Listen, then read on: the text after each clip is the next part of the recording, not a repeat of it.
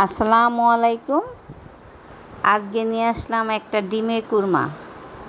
ডিমের কুরমার রেসিপিটা আজকে আপনাদের সবার সামনে আমি একটু কমপ্লিট করব, আশা করি সবাই দেখবেন। তো অনেক সময় হঠাৎ করে রান্না বাড়া করতে ভালো লাগে না, এই ধরনের একটা খাবার বানাইতে বেশি সময় লাগে না, শর্টকাটে এক সুস্বাদু একটা খাবার তৈরি হয়ে যায়। প্রথমে আমি ডিমগুলো সিদ্ধ করে নিয়ে একটু ভেজে নিয়েছি হালকা করে। তারপর আমি পেঁয়াজ আর 2টা কাঁচামরিচ দিয়ে ব্লেন্ডার করে নিয়েছি। পেঁয়াজটা ব্লেন্ডার করলে ওটা খুব সুন্দর হয়, কুরমা মানে একটা কালারও সুন্দর আসে। এটা ব্লেন্ডার করাটাই ঠিক। তো আমি ব্লেন্ডার করে ওটা ভালো করে পেঁয়াজের তেলের ভিতরে লাড়াচাড়া করে এখন দিয়ে দিব আদা রসুন একসাথে ব্লেন্ডার করা, ওটা দিয়ে দিব। ওটা দিয়ে ভালো মতো লাড়াচাড়া করে তারপর অন্য মশলা অ্যাড করব। আমি পুরাটাই দেখাবো আজকে, পুরো ভিডিওটা কুরমার এটা পুরাটাই দেখাবো। তারপরে আমি ভালো করে একটু লাড়াচাড়া করে দিয়ে দিলাম লবণ। লবণটা বরাবরই বলি আমি একটু স্বাদ মতো, না হলে খাওয়ার মজা হয় না। এখন দিয়ে দিব আমি ধনিয়ার গুঁড়া, হালকা ধনিয়ার গুঁড়া দিয়ে দিতে হবে কুরমাটায়। আর কাঁচামরিচটা অলরেডি আমি পেঁয়াজের সাথে ব্লেন্ডার করে ফেলেছি, ওই ঝালটা আর না দিলে কোনো সমস্যা নেই। হালকা একটু ঝালেরও প্রয়োজন আছে, হালকা একটু মিষ্টিরও প্রয়োজন আছে, এই জন্য এটা কুরমা।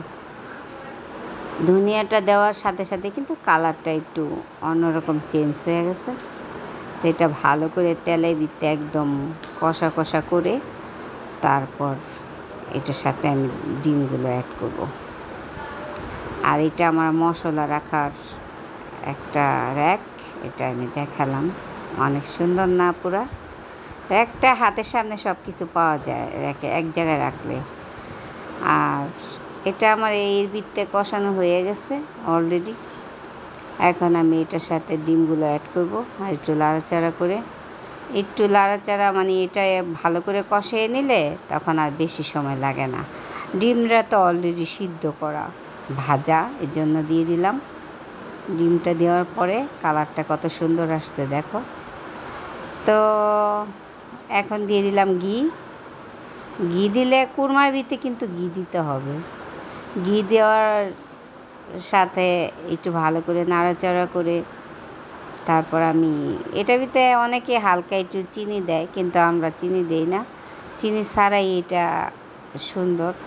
পেঁয়াজ বেশি দিলে এমনিতেই একটু মিষ্টি মিষ্টি হয়, তো চিনি দেওয়ার প্রয়োজন পড়ে না। হালকা একটু ঢেকে দিলাম, ঢেকে দিলে তেলটা উঠে গেছে। এখন আমি এটা পুরো কমপ্লিট, এটা এখন আমি একদম পরিবেশন করে ফেলব। আর অনেক সময় শর্টকাটের ভিতরে এই প্রসেসিংটা করে দেখো, এই রেসিপিটা খুবই সুন্দর।